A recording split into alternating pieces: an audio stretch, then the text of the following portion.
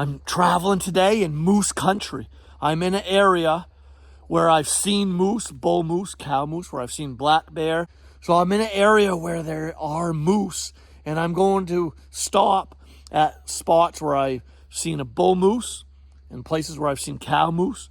And maybe I'll see moose sign, moose scat, and moose trail, moose tracks.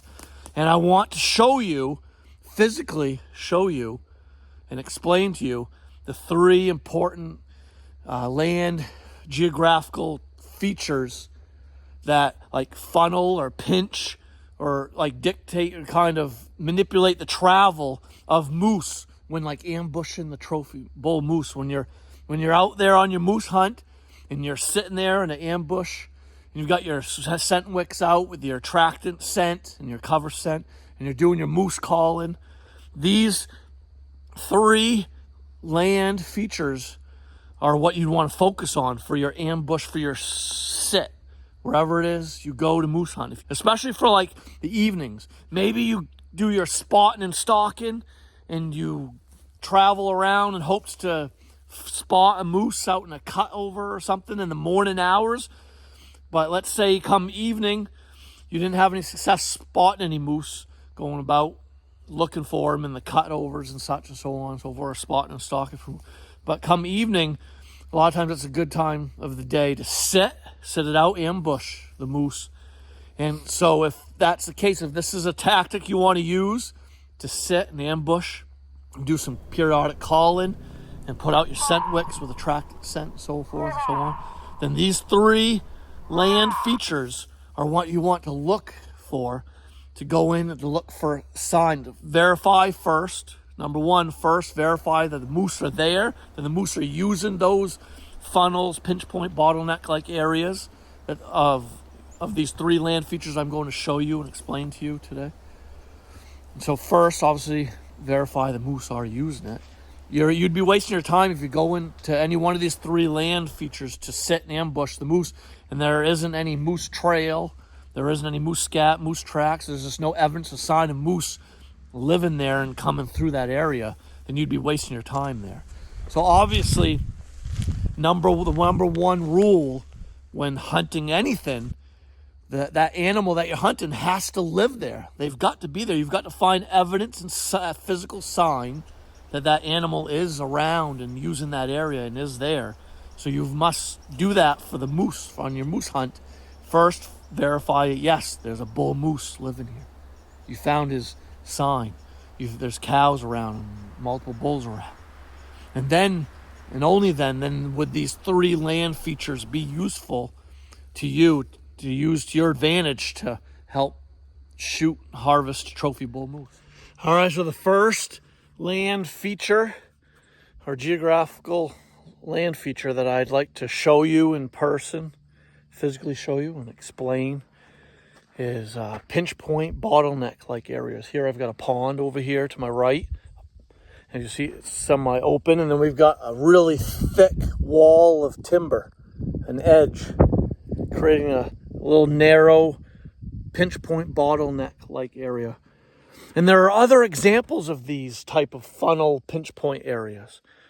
It could be made by Mother Nature. You could have like blowovers. You could have big, huge uprooted trees that fell over here to the right and big uprooted trees that fell to the left.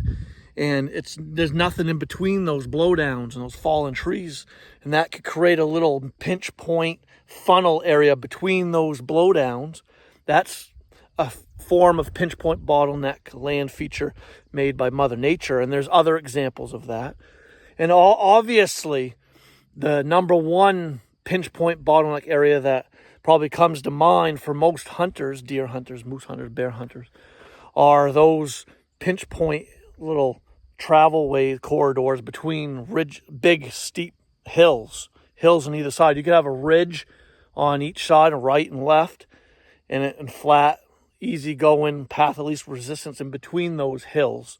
Instead of the animal wanting to go, instead of a moose wanting to expend all that energy and effort going up a steep slope and up and over and down a hill or a mountain, if you will, they'd rather go through that pinch point bottleneck area. a path of least resistance that won't expenditure too much energy, and it would be less effort, and they'd get from point A to point B much quicker that way. So there's the number one land feature that you want to look for in your scouting efforts this coming moose hunting season. And so there are moose here. I'm standing on what I call a track pad. It says, you see, it's all sandy. And when the rains come and wash away fresh tracks, cover up fresh tracks, you could come after a rain to see what there is for fresh tracks on this natural track pad. There's a lot of these type track pads in your hunting areas. It's a good idea to find these type of natural Mother Nature made track pads, whether it's a muddy area, a sandy area. Right after a fresh, heavy rainstorm, you could go to those spots and look for fresh tracks to verify that, yes, that buck come through here. Yes, that trophy bull moose walked through here. I've often found moose tracks right here on this track pad, and I often find turkey tracks, deer tracks. I've never seen a bear track here, but what's funny about bear track, bear sign, is back here, before this was cut back, there was a old bear bait right back behind me here in the woods, right between this pond. And there's more wetland and water and other little ponds that way through the woods. So there's tons of water. This is also bear country. There's moose living out here, but obviously black bear.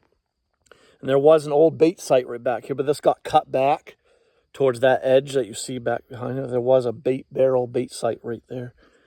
A good spot to put a bait for bear. So yeah, pinch point bottleneck areas, whether they're formed between two ponds. You could have two ponds. A pond here, on the other side, another pond. And it creates that bottleneck funnel-like pinch point between the two ponds. You could have them big blowdowns, uprooted trees on either side. You could have funnel pinch point areas like made by Mother Nature from thunderstorms, big storms knocking down trees, or even just trees grown to old age and dying and falling, and a bunch of them. You could have little pinch point funnel-like areas in between all those blowdowns. That's a good area to focus on, to key in on, to look for that moose sign, moose scat tracks, to verify, yes, the moose travels through here. So this would be like the type of area that I'd come, if I were moose hunting here in this country, I'd come to this track pad here, look for fresh moose tracks, see if the moose do come through this area. Obviously, like I stated, number one rule when going after moose or bear, deer, whatever animal you're hunting, you must verify, yes, that animal lives here. That animal that I'm hunting and pursuing does frequent through this area, does live in this area. There's scat, tracks, browse sign, evidence of that animal living here now. That's number one rule before it working to your advantage. All right, so on a side note, everybody, and type of area to avoid so that you're not alerting those moose, so that trophy bull moose doesn't know he's being pursued by you, the hunter, or that they're just being pursued in general. You don't want them to catch on. There's human presence, human pressure around them. And that would be like an area like behind me. They're not going to be bedding right there, but back in there a ways back, I think it was right over here somewhere or over here. I came in here several years ago. I was looking for property corners. I was GPSing. Had a GPS unit. I was looking for property lines, property corners to get GPS coordinates of the property corners. And I walked in. It wouldn't be out in the wide open where they'd be, but it would be where there'd be tree canopy overhead, so they're sheltered, so they're in the shade, so they're in like a microclimate, so it's cool, damp, cool, and all that. You want to look for like a hummock, like a rise in the land in a wetland, boggy area like this, inside the tree cover where there's canopy, where there's a lot of ferns and moss and swampy wetland grasses and vegetation and such, and lots of alders and things like that. Look for them like hummocks. A hummock or is like a little high ground, high point, a little hub, a little higher ground in the swampy wetland area, just loaded with ferns and such, so forth. It was somewhere right here where I walked into it and I saw moose beds everywhere. There was moose scat, evidence of browsing, evidence of bull moose tearing apart the trees, and there was moose beds all around me. I walked right into the middle of a moose bedding area, and there wasn't a moose to be seen or heard. They knew I was coming long before they were already gone out of there. areas like that, pretty much a bedding area for moose, deer, bear, whatever it be. It gives them the upper hand, the advantage. They're bedding in a spot where the thermals. Now, this is another side note. It's not necessarily the wind that they pay attention to the most. And this is backed by podcasts I've listened to. That guy that does the Whitetail Research, the Whitetail Research YouTube channel, who does the thermal drone footage. He flies the drone with a thermal heat thing in it. That Whitetail Research guy, he talks of this, and he backed this up with his drone footage and such and so forth. And other podcasts I listen to, I've learned that really the thermals are where it's at. The deer, your moose, your bear, they're paying attention to the thermals as far as smelling for approaching danger, or in the event it's rut, smelling for deer, for does, or for cows. In this case, it's moose hunting, so bull moose smelling for estrus cows and so forth and so on. They're paying attention to the thermals. They're bedded in an area where the thermals allow them to smell approaching threats, approaching danger. It's not just the wind, it's thermals. So they knew I was approaching long before I ever got close, and they were gone and out of there. There was fresh beds, fresh moose scat all around me. So you want to avoid going into areas like that. All right. Now, this kind sort of can go hand in hand with the second land feature that I'll be talking about and showing you and stuff. And that is interior edges. Interior edges within the edges. This would be an example of an outer edge. Edges on your edges of swamps, wide open areas, edges of fields. But within the timber, off of the outer edge, you're going to find interior edges on the inside. And a really good interior edge to focus on are inside corners of these. So if you find like a swampy, wide open wetland area that's showing evidence of moose living here and living nearby, which in this case there are. I'm going to get on that in a second.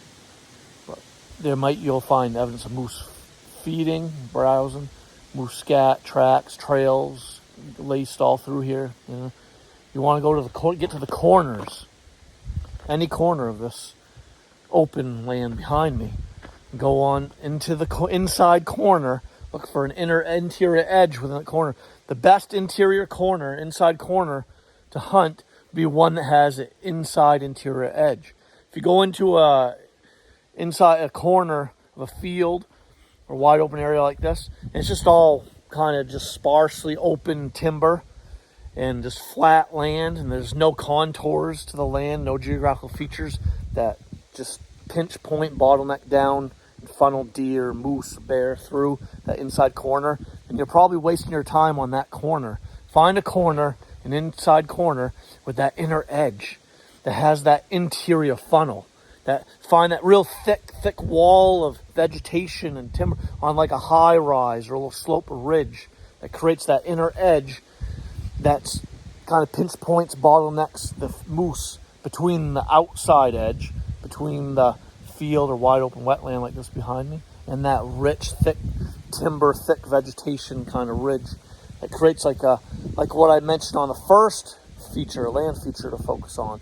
That's pinch point, bottleneck, funnel-like areas. But in this case, on this second land feature to focus on, I'm talking about interior edges, funnels, pinch points, funnel areas, interior edges off of wide open areas.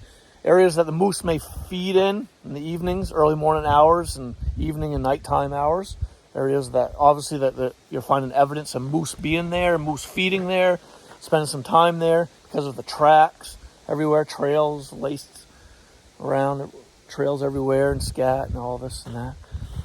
You want to find those interior edges. So, for example, if the moose is traveling along inside the timber off the edge of this wetland behind me, they're traveling along, and they're coming to that corner. And instead of going wide, swinging wide, being far, 100 yards away from you, because it's open, flat land, open, sparse timber, the moose might skirt tail around that inside corner long ways away, and you might not get a shot at that moose. But if you have an interior edge, you have some kind of geographical feature contour of the land with lots of vegetation stuff to kind of pinch point bottleneck that moose down into that inside interior edge of that inside corner.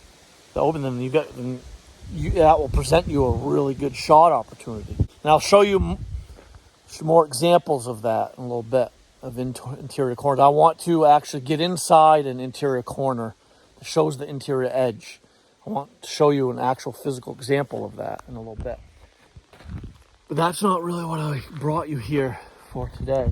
This is an area where, right behind me here is where I filmed a nice small young bull moose. He came out of the timber right here in front of me, across the road here, and jumped down in here, and he walked through this wetland behind me.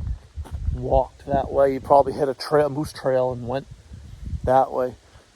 So this is a good example of moose country, of moose terrain. This is good moose habitat right here. And just last week, I was coming down the dirt road here, and a cow moose was right here. I had a cow moose in front of me, running in front of a truck. And that moose went into where that bull moose came out of.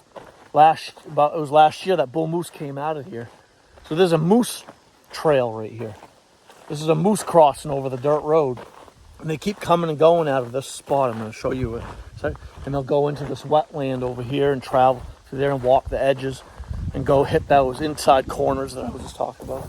Yeah, there's a trail right here. Heavily beat down path. Yeah, look at this. Yeah, there's a trail. There's a heavy run here with moose tracks on it. So the moose, oh yeah, look at that. Beat right down. So look at that. You can see the trail beat right down. It's plain to see, you can see it. So that bull moose came out of here last year. Came out of here and hit the dirt road and crossed and went out into that wetland and walked out there and went towards one of the edges of that wetland. He went that way into the woods over there. He clearly was on a moose path that crossed here, and he went that way on another trail. And that cow went in here. That cow comes and goes out of here off of this run. And you see it's like an old skidder path, skidder trail. It's a path of least resistance. You want to look for this type of area when scouting, looking for moose trails and signs of moose being there, present. They're going to walk the path of least resistance, just like deer do. And they'll walk the old skidder trails, skidder paths. They'll walk the edges of cuts and swamps.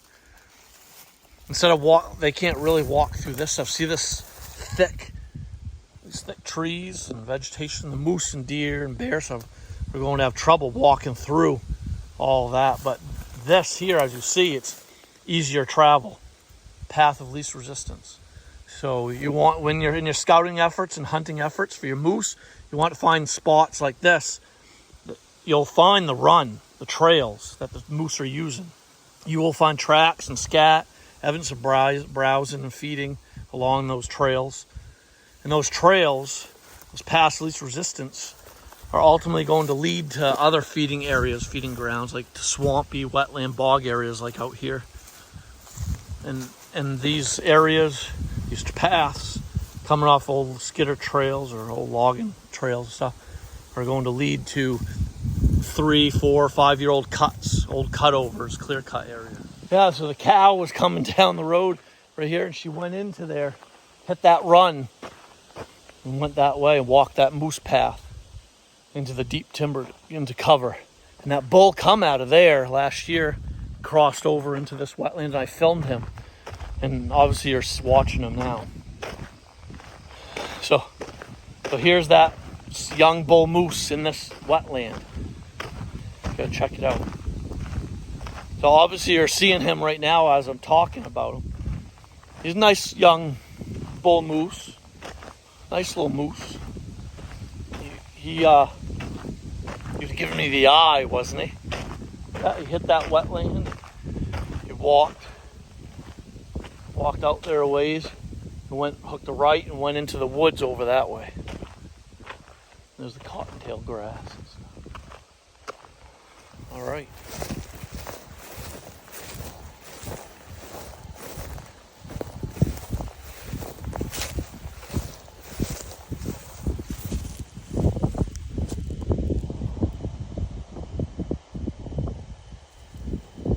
All right. So here we've got a blueberry field that's been harvested. But this is a corner, an interior corner. The blueberry field edge goes along, runs along this way, comes to another corner, obviously, and there's more corners. Another corner, interior corner over there. This is an example of an interior corner, a corner of an opening. This is a wide open field out here, blueberry field. It goes on for a long ways. Obviously, your moose, they're going to travel in the timber behind me. They'll be traveling along on their trails in the woods, and those moose trails, they could be in there 100, 200 yards, leading towards the inside corner. What's neat about interior corners, inside corners of openings, whether it be a clear cut, swamp, opening of a swamp or opening of a field, there's a lot of trails converge into a intersection. You could have a trail running this way, trail running this way, trail running this way. You could have 3 to 4 trails all merging together into like an intersection on the interior side of a inside corner of an opening like this. That's what makes these spots like really good, like dynamite for stand location, for an ambush location, for especially when moose hunting. If you're running them moose calls, putting out scent wicks and attracting scent and stuff, and you're on a sit and ambush for an evening sit for a moose hunt, then these type of locations are perfect to set up and on, obviously overlooking already moose trails that are there. Those trails must have fresh sign, fresh moose scat, fresh tracks. There must be evidence of the moose already using the area for you not to be wasting your time. But these interior corners are perfect locations. This is the number 2 land feature that I'm talking about, that I'm sharing with you. They should focus on in your moose hunting efforts. Number 2, interior corners. If a sign says sit here, yes, there's moose in this area. It's a good location to ambush moose, to do some calling, hopes to coax one in for a kill, so you can get your trophy bull moose. So now we're going into there's already deer tracks right here. There's a deer trail here. Already a trail coming out into the field. So this is the interior corner. Interior edge. We're on a deer trail. Let's look for an interior edge. So we've got so there's the field out there. Your outer edge, your inside corner. Inside corner here.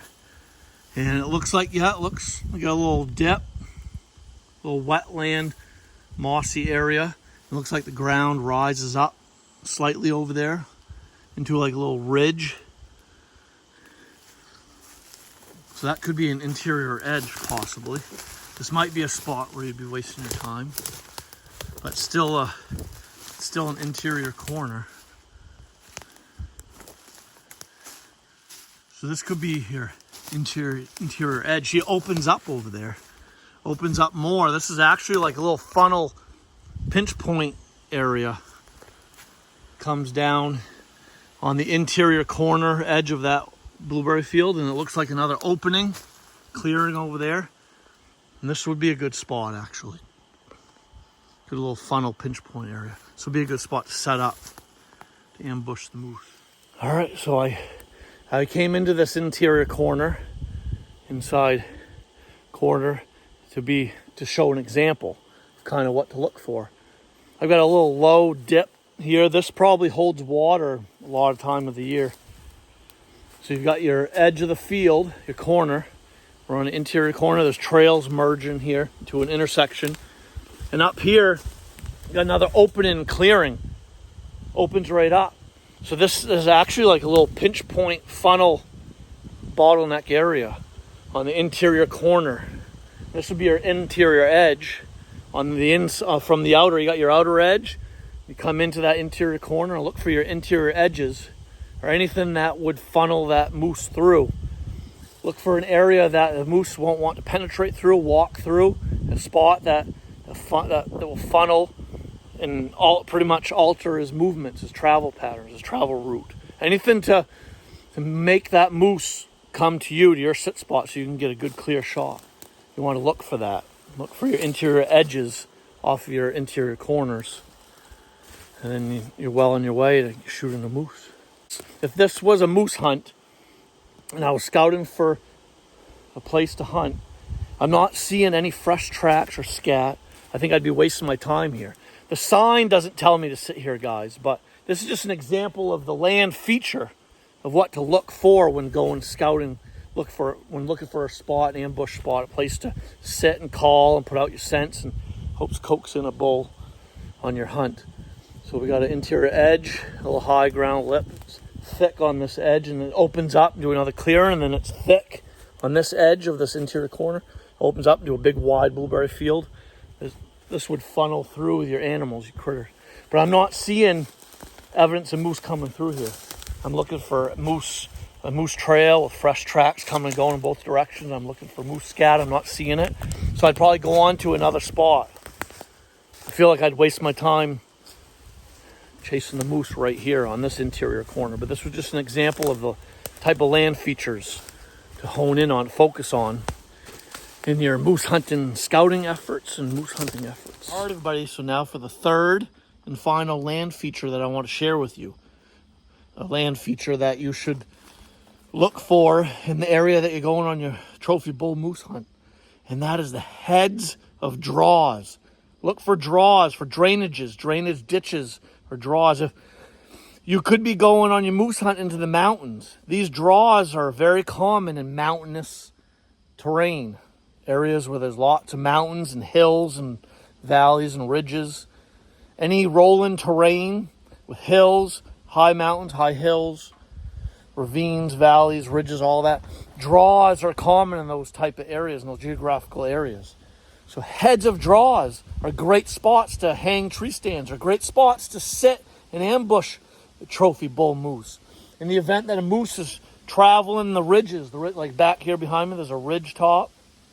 It could be a plateau flat area where the moose is coming down off of, and he's going to hit that draw. Instead of going down that steep, and that moose could come to that draw and see that 35-degree, 40-degree slope, that steep angle going down into the ravine, down into that drainage below. Instead of traveling that steep slope, they're going to traverse the edge, the lip of that draw, the top edge of that ridge, and then skirt tail around the head of the draw. The head of the draw is that little like funnel pinch point area. So they're coming along the top edges of the draw on either side, and they're looking for the head of that draw, that easy passage, that path of least resistance to get around that draw, that drainage in the mountains, to go from one side to the other. And so that's a good land feature to go to hone in on, to look for moose tracks, moose trails, look for moose scat, feeding time. Look for any bit of sign you can find for evidence that moose are funneling around that head of that draw. And that could be a great location to sit and ambush the moose. So heads of draws, I need to show you some better examples than this. But here I've got a drainage, a draw. Up here in front of me is more a higher ground, higher elevation. And this draw drops down, heading for lower elevations. And then you got the steep slopes on either side, little ridges. The animals are most likely going to follow the top edges, the tops of the ridges, instead of going down into the steep draw below. And they'll travel around the head of that draw and walk one side or the other of that draw, that drainage. So look for that in the mountains. And on your moose hunt in the mountains, look for drainages, for draws, with steep slopes on either side. The heads of those drainages, heads of those draws in the mountains are the places you want to go to look for evidence of moose being there. I'd like you to drop comments below. Share with me and the viewers your moose hunting experiences. Let us all know in the comments below if you've ever shot a moose before, a trophy bull moose, a cow, whatever. Let us know your moose hunting experiences in the comments below. We'd love to, all the viewers and me, myself included, would love to hear from you. All right, this is another example of the third land feature that I told you about that you should focus on for your moose hunts. and that's the heads of draws. So as you can see, the draw or drainage, it's deepest in the middle, and then there's slopes on either side, ridges, steep slopes, either side of the drainage or draw. The head of the draw is right here behind me. There's still a gradual dip, but it's not as steep. See, in the ridges are more gradual, only like probably a 10 to 15 degree slope versus a 30 to 40 degree slope incline. So the deep draws with the deep ravines or deep drainage ditches or deep draws with the steepest slopes on either side are the best ones to focus your efforts on. And the heads of them are either towards the tops of those draws or drainages. They'll be more gradually sloped, as you see here.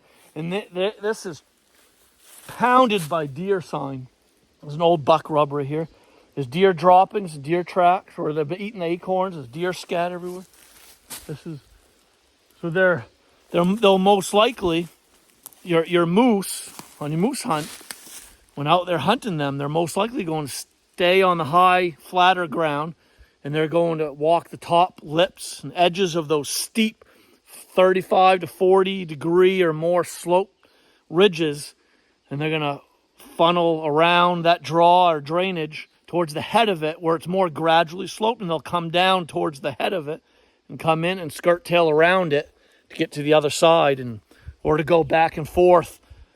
There's going to be a conjunction of trails. There'll most likely be an intersection at the head of that draw. You'll have trail coming from left to right to that head of that draw, and you'll have trails coming along the ridges. So you'll have 1, 2, 3, 4, potentially 4 trails converging into an intersection at the head of that draw, head of that drainage ditch, going down through the mountain, cutting through the mountains. So in your hilly, mountainous country, look for those drainage ditches, those draws, heads of draws. Focus on them. That's number 3, the third land feature that you should focus on when going on your moose hunt. Those are great spots to look for sign, great spots to ambush the moose. All right, best of luck, everybody. Smash that like button for me, could you, before you go? Subscribe to Spikes and Gills. Click the notification bell so you'll be notified of all future moose hunting videos, moose hunting content on my Spikes and Gills YouTube channel. Great, appreciate the extra support and follow, everybody.